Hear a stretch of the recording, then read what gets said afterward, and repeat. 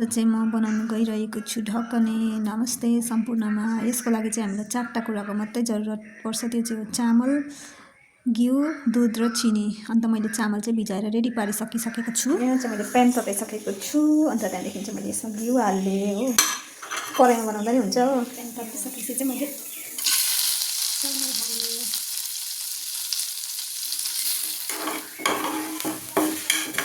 अब यतिको रातो भएपछि चाहिँ अब हामीले यसमा दुध हाल्नुपर्छ। हिसाबले हाल्नुपर्छ।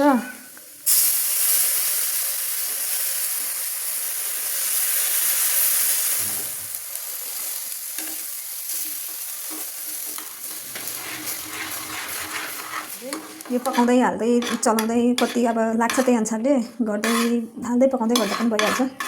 अन्त पाक्नुभन्दा अगाडि चाहिँ मैले चिनी हालिहालेको, किनभने चिनी नि पाक्नुपर्छ नि त।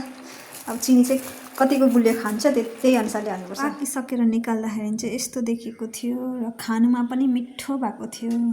हुन्छ, तपाईँलाई धन्यवाद मेरो भिडियो हेरिदिनु भएकोमा।